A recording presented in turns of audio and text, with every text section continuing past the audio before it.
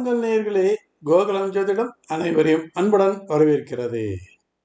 நாம் இன்றைய பதிவில் பார்க்க இருப்பது மறைவிடங்களே மகாராஜாக்கள் என்ற தலைப்பின் கீழ் ஜோதிடத்தில் மறைவிடங்கள் எனப்படும் 3, 6, 8, 12 ஆகிய வீடுகளின் உதவும் அமைப்பினைத்தான் இந்த பதிவில் பார்க்க இருக்கிறோம். மறைவிட வீடுகளான 3, 6, 8, 12 வீடுகள் ஒருவரின் சாதனைகளை சொல்கிறது. மறைவிட வீடுகளான 3, 6, 8, 12 வீடுகள் ஒருவரின் வெற்றிகளை அடையாளம் காட்டுகிறது. மறைவிட வீடுகளான 3, 6, 8, 12 வீடுகள் ஒருவரின் உலக புகழ் பெறும் வழியினை அடையாளம் சொல்கிறது. ஆனால் ஒன்றினை புரிந்து கொள்ளுங்கள், மறைவிட வீடுகள் என்பது கத்தியின் கூர்முனைகள் நிற்பது போன்ற நிலையைத்தான் தரும் என்பதையும் நாம் மறந்துவிடக்கூடாது. மறைவிட வீடுகள் ஒன்று யோகம் கொடுக்கும் அல்லது அவயோகம் கொடுக்கும். தெளிவாக சொல்வதென்றால், மறைவிட வீடுகள் வளம் பெற்றால் ஒருவரின் முன்னேற்றத்திற்கு அது காரணமாக அமைந்து விடுகிறது. மறைவிட வீடுகள் பலமிழந்தால் ஒருவரின் வீழ்ச்சிக்கும் அது காரணமாக அமைந்து விடுகிறது. மறைவிட வீடுகள் 3, 6, 8, 12 என்று பார்த்தோம் அல்லவா? மறைவிட வீடுகளின் அமைவிடங்களை இப்பொழுது பார்க்கலாம் வாருங்கள். பிறந்த லக்னத்திற்கு 12ஆம் இடமானது விரைய பாவமாக வருகிறது. ஒருவரின் இழப்புகளை அடையாளம் காட்டும் வீடாகும். ஒருவர் எந்த இழப்பினை சந்தித்தாலும் அதற்கு அவரே முழு காரணமாகிறார். அந்த இழப்பினால் நட்டப்படுவதும் ஜாதகரே ஆவார். ஒருவரின் 12ஆம் வீடானது 11 மற்றும் 1 ஆகிய இரு வீடுகளுக்கு நடுவில் அமைந்துள்ளது. எனவே ஒருவரின் விரயபாவ வீடானது அவருடைய ஆதாயங்களை கரைத்துவிடும்.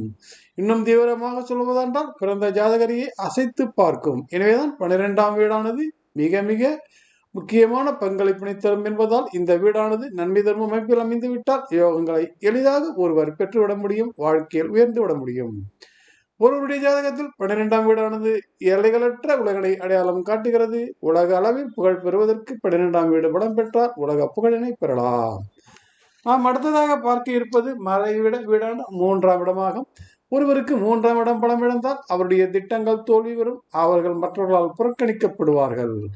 ஒருவருக்கு 3ஆம் இடம் பலம் இழந்தால் தோல்விகள் அவருக்கு சொந்தமாகும். ஒருவருக்கு 3ஆம் இடம் பலம் இழந்தால் அவர் எடுக்கும் முடிவுகள் பின்னடைவினை தரும். ஆனால் 3ஆம் இடமானது பலம் பெற்றுவிட்டால் வெற்றி மேல் வெற்றிகள் அவருக்கு சொந்தமாகும். ஆனால் 3ஆம் இடமானது பலம் பெற்றுவிட்டால் மற்றவர்கள் அவரின் செயல்பாடுகளை பாராட்டுவார்கள். 3ஆம் இடமானது பலம் பெற்றுவிட்டால் மற்றவர்களுக்கு தலைமையேற்கும் பொறுப்பும் சிலருக்கு கிடைத்து விடுகிறது. 3ஆம் இடமானது ஒருவரின் 2ஆம் இடம் மற்றும் 4ஆம் வீடுகளுக்கு இடையே அமைந்திருப்பதால் இவருடைய வாக்கு மற்றவர்களை வசீகரிக்கும். இவருடைய புகழ் 4ஆம் வீட்டின் உதவியால் நீண்ட நெடிய பயணத்தை தொடரும். நாம் அடுத்ததாக பார்க்க இருப்பது மறைவிட வீடுகளான 6 மற்றும் 8ஆம் இடம்.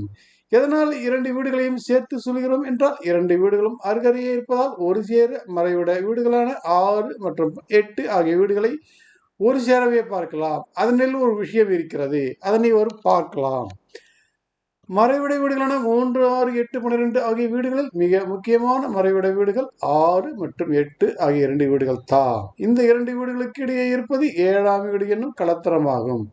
எனவே இந்த 2 மறைவிட வீடுகளும் பலமிழந்தால் 6 மற்றும் 8ஆம் வீடுகளுக்கு இடையே உள்ள 7ஆம் இடமானது பாதிப்படையும். அப்படித்தான் 7ஆம் வீடு பாதிப்படைந்தால் கணவன் மனைவி உறவில் விரிசல்கள் உண்டாகும்.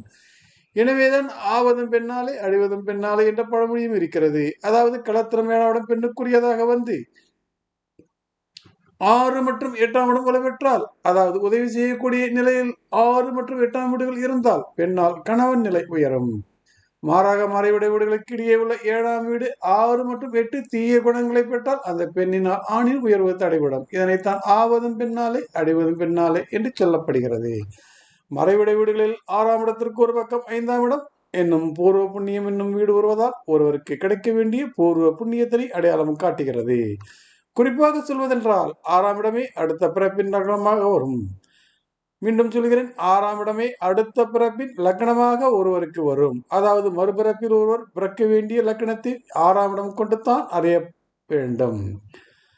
இப்படித்தான் 8ஆம் இடமானது தனக்கு அடுத்த வீடாக பாக்கியம் எனும் 9ஆம் வீட்டினை வைத்திருக்கிறது. எனவே 8ஆம் இடமானது வலுப்பெற்றால் அற்புதங்களை காணலாம். குறிப்பாக சொல்வதென்றால் 8ஆம் இடமானது பூர்வ பிறப்பினை அடையாளம் காட்டும் வீடாகும். ஒருவரின் முன் ஜென்ம லக்னமே இப்பிறப்பின் 8ஆம் வீடாகும்.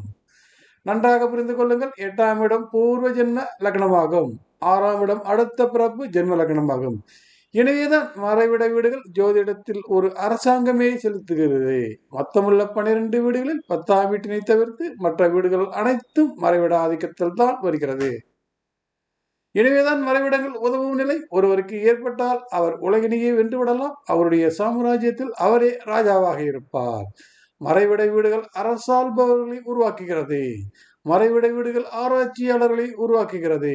மறைவிட வீடுகள் வெற்றியாளர்களை உருவாக்குகிறது. என்ன நேர்களே, மறைவிட மகாராஜாக்கள் பற்றி தெரிந்து கொண்டீர்களா?